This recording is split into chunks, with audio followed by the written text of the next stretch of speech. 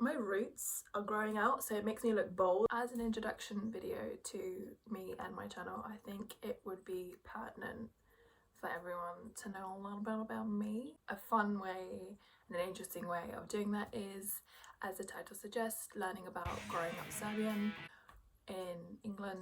If you want to know more about that, then please keep watching. Okay, so I feel like off the bat I need to for everyone to understand where I'm coming from. My mum is first gen Serbian or Serbian Croatian, and her parents were from Serbian Croatia, and my dad, he's come literally over from Bosnia, so I'm a mix, so he's an immigrant, and so I'm a mix between first and second gen. And because mum was raised speaking Serbian in the household, and obviously dad is like, it's his first language, so we spoke it at home, which is fine. But then you don't know English, you're just this little Serbian girl that doesn't understand no English. We're going in the first day to nursery, and I had no idea where I was, and I was like screaming. I was like, I want the mommy, I just want the mom. Mommy wasn't coming for me, okay? I always tell everyone this, and I think it's the root of all my confidence issues, is that I literally didn't know how to speak English until I was I couldn't form a sentence properly until I was like maybe year 1, and I couldn't read until I was like year 2. I used to read those like Biff and Chip books that were like, but there was no writing, it was just pictures, and I used to have a helper teacher that used to be like, so what is going on in this picture? And I used to be like, oh, dog is running, and even like Eastern European accent, dog running, and Biff and Chip are like in playground. I'm in like year 3 and 4.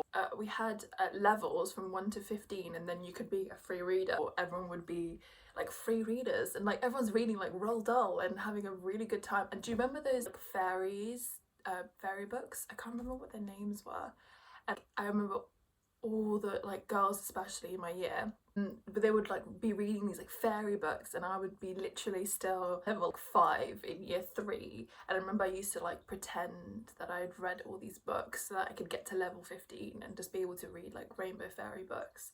So yeah, that's just a basis of growing up foreign. The first thing that comes to mind when I think of, so I'm bilingual, obviously. As you grow up, you kind of, obviously Serbian was my first language, and then I started to speak English every day basically at school, and I'd come home, and grandma raised me for a lot of my life, and so I used to speak Serbian a lot with her. Around 14, 15, all of a sudden Serbian just like flew out the window at home, and we all just kind of like spoke English. At that point, dad had been in the country for what, 17, 18 years, so he'd like got a hang of English, and mum couldn't be bothered anymore, so we were all speaking English in the household, so you kind of like lose grips with your language. I remember 16, 17, we used to go on holiday to anywhere like ex-Yugoslavia. I remember we go specifically to Montenegro, to Nagora. We like make friends, like, we'd be like really friendly, and like when we'd come they'd be like, oh, the London lot are here. But like, what we speak at home is Serbish, so we mix Serbian and English. We'd fallen into this thing where you'd be comfortable speaking some of things, and then you'd forget a word, and then you just put the English in, and then whatever. Where was I saying that? Oh yeah, because that way you kind of like lose words. Right. There are some phrases in Serbian that literally translated to English don't make any sense at all. So or will mean something different. We have these lifelong friends, and the 2 brothers, they're lovely human beings, whatever, and we went up to their family to see their family in Montenegro, and it was beautiful, and the family had made us lamb, I think, whatever. So all the kids like were eating together, and then one of the aunts of the boys that we know came and ate with us, and she was like, everyone was eating a lot, but she was eating a lot to me as well, like me, like a little scrawny little kid, like wasn't eating anything. And it was actually supposed to be a compliment, and I was like, wow, like you've packed away, like you've eaten so much, like whatever. But I said like kako dereš, right, in a sentence or something, oh wow, kako dereš or whatever, thinking like, wow, you like, that means, oh my god, you've eaten so much. It was a compliment in my head. When you say ždereš to someone in Serbian, it literally means like packing away, like you thought of eating was your animal. But at that point I was like, yeah, wow. I She was just like, what? And I think from my reaction, she was like, oh, you don't understand, like, you're a moron. My favourite example is similar time, actually, like 15, 16, like thinking it was really cool. I was hanging out with older girls. They were like, what, 18, 19? I think one of them was 20, actually, and I was like, wow, like, I've made it, kind of thing. One of the girls had been on a date the night prior with a guy. God, I can't breathe, I'm just making myself really anxious, like, even thinking about this. And she was saying how he was really sweet, and he was like, he was so nice, and then he walked, so on me odpratio kući is what she said. Sorry, my accent is atrocious for anyone who's a native speaker. To me, odpratio to me meant, like, can use that word in a different, not that specific word, but to mean that someone followed you home. She like just skimmed over this fact. She was like, oh yeah, and like to me it sounded like, oh yeah, and he followed me home, and then like whatever, and he was so nice, and he had blue eyes, and and I was like looking around all these girls, like there's like 4 of us, and I'm like this 15-year-old like pretending I'm cool, and I'm just, he followed you, and no one, everyone's just like, yeah, oh wow, so nice. So I was like, excuse me guys, he followed you home and you're still into this blue-eyed, black-haired guy. What? I felt more stupid in my life because I was just like, you are an idiot, you English girl.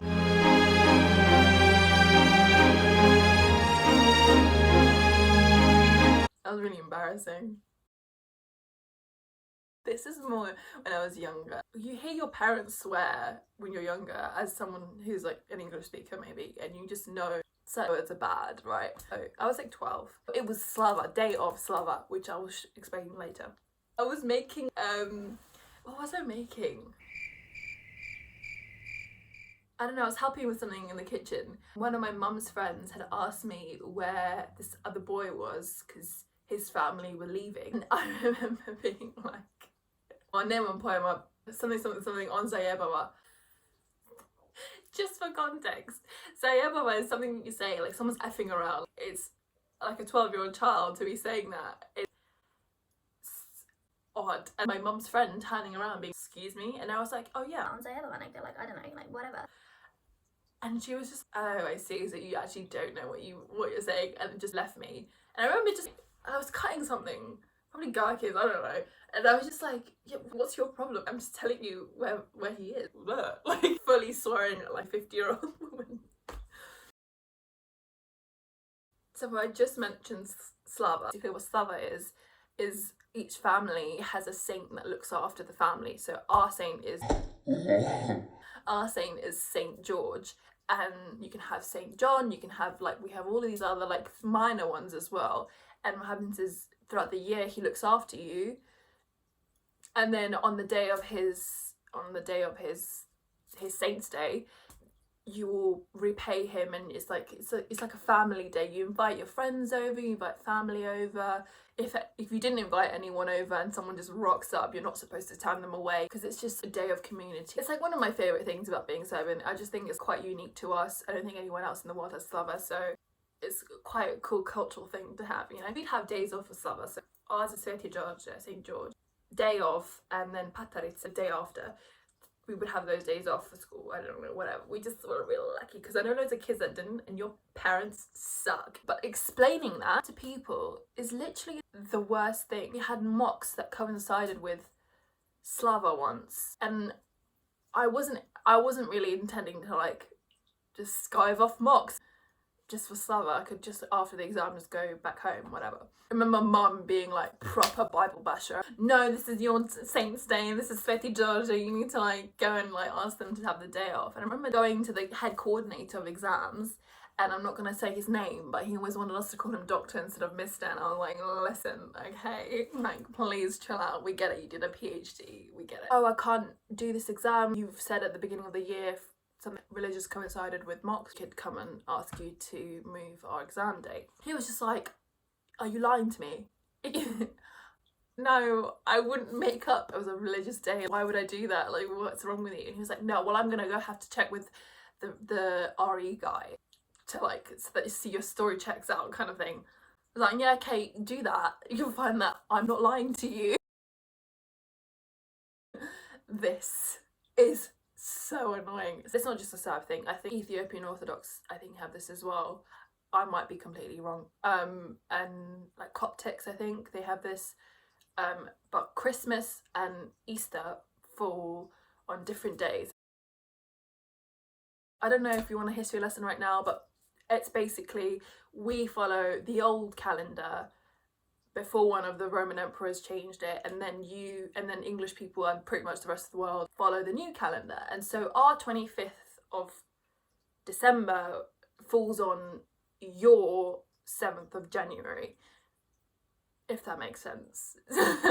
It's like a 2-week gap between our calendars. So whenever we have Božić or Christmas, it falls on the 7th of January. And Easter is similar. It pretty much is like 2 weeks after your date. So, but what happens is for Božić and for Uskrs, we have to fast for 6 weeks, or anywhere between 3 days and 6 weeks is like the usual. Explaining this to non-Serbians or like non-ex-Yugoslavians is like the worst thing. When you say fast, which is absolutely understandable, everyone goes to like Muslim fast. So like Ramadan, you don't eat during the day. But what we fast is it's very like villager mentality, but you used to give up things that were easy for you to get your hands on in the village in the olden days. Basically we turned vegan, but but this is a weird bit. We can have fish. I don't know. Mum used to say to me that it's because fish are holy animals, and so like we're like allowed that one animal, but it just kind of seems like a weird cop out to me. You're allowed to eat all the other animals, but you can have fish, kind of thing. Like, it doesn't make sense. Make it make sense. And then that's like normal post, and then you have people who. This bird has been staring at me for like this entire video. Reminds me of that scene with that movie with Kato. Oh, it's flown off. What was I saying? That bird really sent me. What was I saying? No, this is what I was saying. That's like that's like soft core, you know, if you want to just like cut out the meat and like have some fish if you want. But in monks, all they have is like a pasol, like beans and water. Can you imagine that? Beans and water and like salad. I don't know, but with no oil, with no like balsamic vinegar, no like salt, nothing. Nishta, nothing. I can't believe it. I actually can't believe it, darling. It really is kind of whack. Anyway, but that's what like hardcore religious, like want to get in with the Lord people do, you know? I mean, do what you want to do, but I'm not doing that. Like, that's not okay. Like, beans and water and some grass. Like, no. I don't know why it's so difficult to understand that Anastasia is a very, very pronounceable name. If you don't want to say Anastasia, you can say Anastasia. That's also quite easy. It is not, however, Anastasia, Anastasia.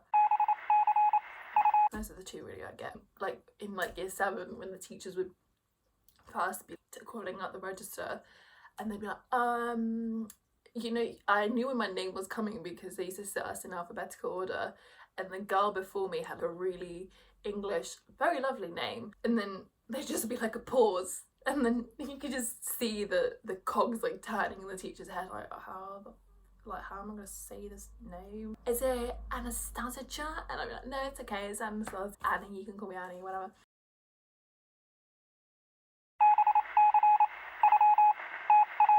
I don't know if any other Serb, like Yugoslavian kid had this growing up, but Promaja, or Promaje, how the hell you say that? Promaje is just draft. I'm sitting on the floor here, and I just know if mum saw me do this, or like someone saw me do this, that's so, and they'll be like, oh, Pazi Crystal. Everyone goes on about the lower part of your back and how, you know, you can't be exposed, okay? It cannot be exposed because the problem will come and get it, okay? Serbs have such a hard time just constantly battling the draft. You can't sit under a window. There's like a airflow going through. Don't sit down on the floor. That's not a good idea. It's madness. It's chaos growing up.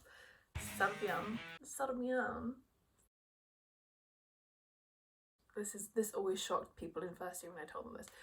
Well, not shocked, they weren't like, what the? They were like, oh, okay, cool. Well, there's one Slava, Svetiluka, who falls on Halloween. And so one of my mum's closest friends, she celebrates Svetiluka. And so she would obviously hold a Slava on Halloween, and we never got to do Halloween. And I love my mum's friends, so it's fine. But that's another thing that really, like, just one time as a kid, I just wanted to dress up as a witch. Just go like, trick or treat. I think I'm gonna have to end this video. I hope that you enjoyed it. If you are a native Yugoslavian, welcome to my channel. If you aren't, also welcome. Like and subscribe. I don't know. Is that what YouTubers say these days? I don't know. Stay safe. Please stay safe during this pandemic, because this is crazy, man. This is crazy. Yeah, look after yourselves. Stay tuned. I'll be back. Trick or treat.